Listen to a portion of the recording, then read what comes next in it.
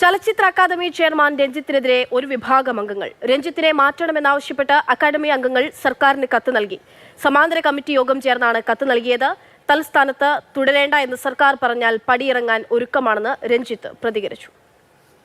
സർക്കാരിൽ പരാതി നൽകിയിട്ടുണ്ടെങ്കിൽ നമുക്കൊരു സാംസ്കാരിക വകുപ്പുണ്ട്, അതിനൊരു മന്ത്രിയുണ്ട്, അതിന് മുതൽ മുഖ്യമന്ത്രിയുണ്ട്. പരാതി തീർച്ചയായും മന്ത്രി പരിശോധിക്കും. എനിക്ക് ഈ ദിവസങ്ങളിൽ നമ്മുടെ യാത്രയിലാണല്ലോ അവരെല്ലാവരും. അവർ തിരിച്ചെത്തിയിട്ട് പരാതി പരിശോധിക്കും.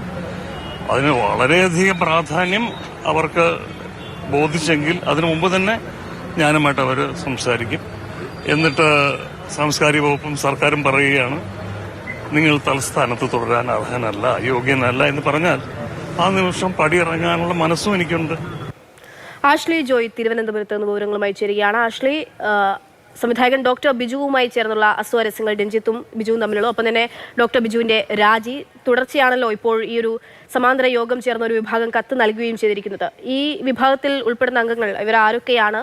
ഈ കത്ത് നൽകിയ ഒരു സാഹചര്യത്തിൽ സാംസ്കാരിക വകുപ്പ് ഏതെങ്കിലും യോഗം വിളിച്ചു ചേർത്തിട്ടുണ്ടോ? നടപടിയൊക്കെ ഉണ്ടാകാനുള്ളൊരു സാധ്യതയോ?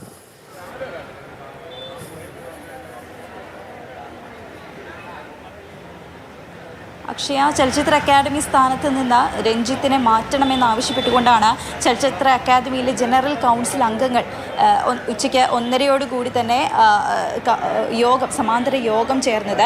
15 അംഗങ്ങൾ ഉള്ളതിൽ 9 പേരാണ് ഈ യോഗത്തിൽ പങ്കെടുത്തത്. അതിൽ ചില അംഗങ്ങൾ ഓൺലൈൻ വഴിയാണ് ഈ യോഗത്തിൽ പങ്കെടുത്തിട്ടുള്ളത്.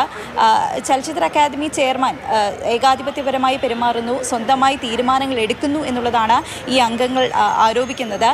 നിരന്തരമായി ഈ ആവശ്യം പലതവണ അദ്ദേഹത്തോട് പറഞ്ഞിട്ടുണ്ടെങ്കിലും ഈ സ്വന്തമായി തീരുമാനമെടുക്കുന്നു എന്നുള്ള കാര്യമെല്ലാം ഇവർ പരാതിയായി തന്നെ പറഞ്ഞിട്ടുണ്ടെങ്കിലും യാതൊരു മാറ്റവും ഇക്കാര്യത്തിൽ വന്നിട്ടില്ല.